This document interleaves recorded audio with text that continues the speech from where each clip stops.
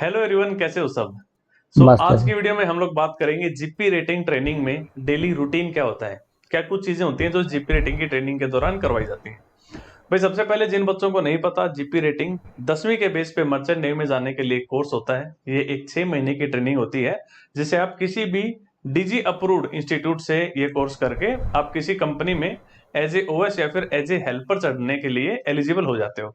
लेकिन यस सिर्फ sir. Eligible होते हो, बहुत ज्यादा चांसेस होते हैं कि आपने अगर किसी भी खराब कॉलेज से अगर ये कोर्स कर लिया तो फिर आगे नौकरी न मिलने के बहुत ज्यादा चांसेस हो जाते हैं। अगर सबसे बढ़िया जी। कॉलेजेस की बात करें तो आप लोगों को पता है सबसे टॉप में जो 3 कॉलेजों के नाम आते हैं।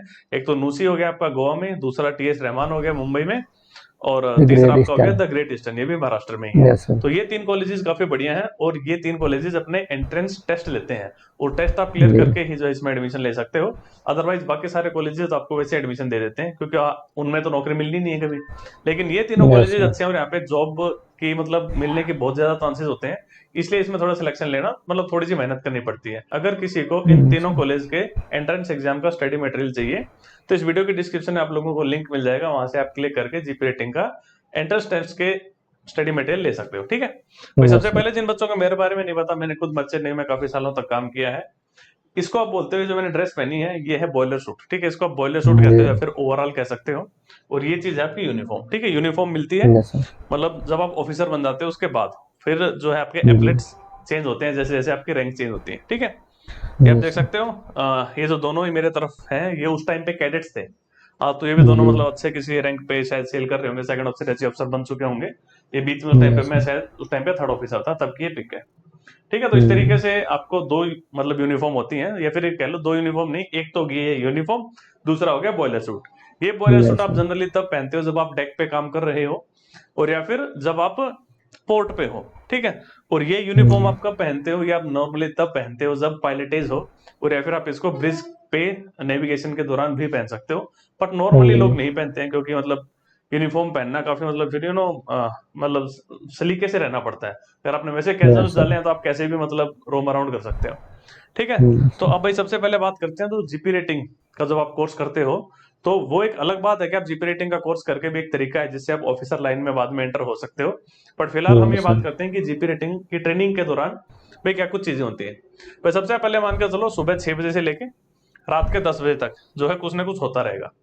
अब यस सुबह सर। 6 बजे से लेकर रात के 10 बजे तक जो चीजें हो रही हैं, तो अब मान के चलो ट्रेनिंग के दौरान मैं किसी अच्छे कॉलेज की बात कर रहा हूँ। ऐसे तो हो सकता है कोई खराब भी कॉलेज और उसमें थोड़ी बहुत ऊंच नीच हो, लेकिन जो यस अच्छे सर। कॉलेजेस हैं नॉर्मली उनमें यही रूटीन होता है कि आप नॉर्मली उठ जाओगे 5:30 या 5:15 के आसपास, और पांच जी। बज के 50 मिनट पे बेल बजेगी।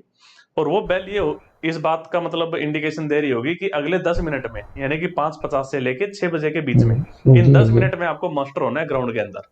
मतलब आप एक यस बार सर। ग्राउंड में आ गए, मस्टर हो गए, तो जब आप मस्टर होते हो तब आप आते हो अपनी पीटी ड्रेस में। पीटी ड्रेस जो यस होती है सर। वो नॉर्मली ब्लू कलर की आपकी लोअर और ब्लू कलर की आपकी टी शर्ट होती है। अगर गर्मियों का यस टाइम है तो सर। ब्लू कलर की निक्कर मिल जाएगी। ठीक है, तो 6 बजे आप ग्राउंड पे पहुंच जाते हो। बेल बजने के जस्ट 10 मिनट के अंदर अंदर आपको वहां पे पहुंचना होता है। अब सबसे पहली चीज जो होगी, आप मान के चलो 6 से लेके 6:30 तक या पौने 7 तक आप मान लो आपको पीटी करवाई जाएगी। पीटी का मतलब है जी। थोड़ी बहुत ऐसे रनिंग जॉगिंग होगी, थोड़ी सी आपकी मतलब यस पुशअप्स हाँ। वगैरह, थोड़ी मतलब एक्सरसाइज वगैरह करवाई जाएंगी। उसके लिए एक पीटी का यस सर। इंस्ट्रक्टर होता है।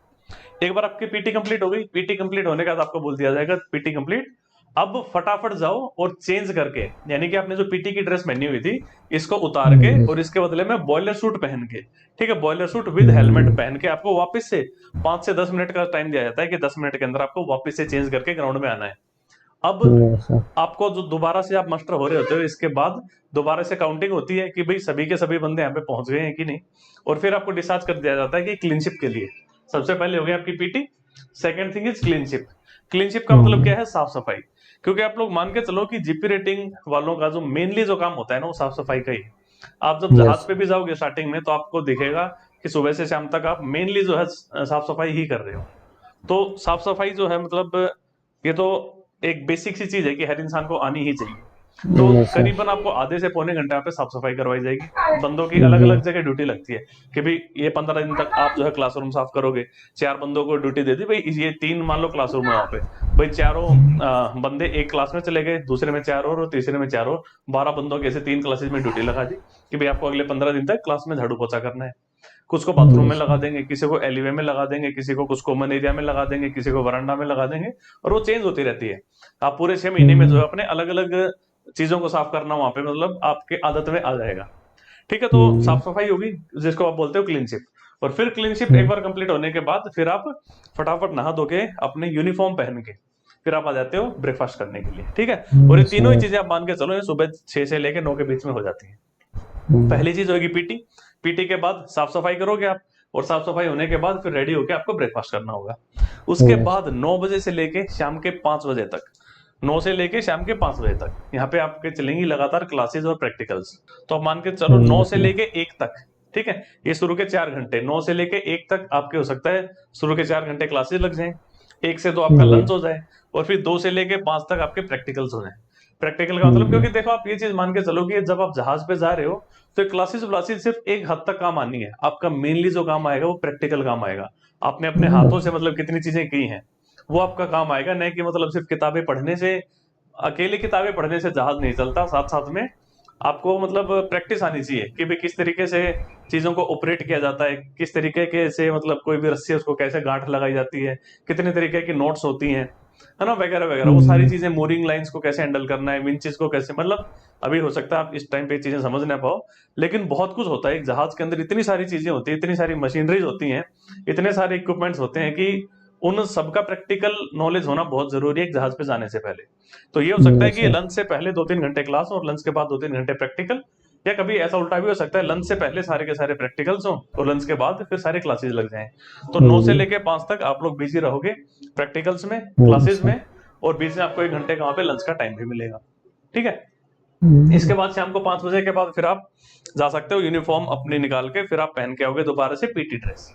फिर आपको शाम को mm, मिलता है स्पोर्ट्स का टाइम, आधा पौना 1 घंटा आप वहां पे स्पोर्ट्स करोगे, यानी कि ग्राउंड के अंदर हो सकता है फुटबॉल खेल रहे हैं कुछ बच्चे वैसे रनिंग कर रहे हैं अपना, कुछ बच्चे क्रिकेट खेल रहे Yes, sir. हैं, दैट डिपेंड्स कि Mm, आप जिस कॉलेज के अंदर ये ट्रेनिंग ले रहे हो उसके ग्राउंड में क्या कुछ फैसिलिटीज हैं, बास्केटबॉल है, वॉलीबॉल है, जो कुछ भी है। Yes, तो yes. करीब आधा पौना 1 घंटा मिलेगा आपको स्पोर्ट्स का टाइम। और वो स्पोर्ट्स का टाइम कंप्लीट होने के बाद फिर आप दोबारा से नहा धो के, क्योंकि ऑफकोर्स पसीने आ गए होंगे, फिर दोबारा से नहा धो के यूनिफॉर्म पहन के आ जाओगे डिनर के लिए। ठीक है, मान के चलो कि जैसे मान लो 5 बजे आपकी क्लास छुटी, तो 5:30 आप आ गए स्पोर्ट्स के लिए, 5:30 से 6 बजे तक चले आपके स्पोर्ट्स। ठीक है, 5:30 से 6:30 मान लो। ठीक है, अब 6:30 छूट गया तो फिर आप जी. मान के चलो आधा घंटा मिल गया फिर दोबारा से नहाने धोने का। फिर 7 से 8 तक हो सकता है आपका चले डिनर, 1 घंटा, है ना। तो 7 से 8 आपका डिनर हो गया, और फिर डिनर के बाद आपको Mm, दोबारा से फिर से करीब 1-1.5 घंटा मिलता है पढ़ाई करने के लिए। मतलब सेल्फ स्टडी कर लो आप।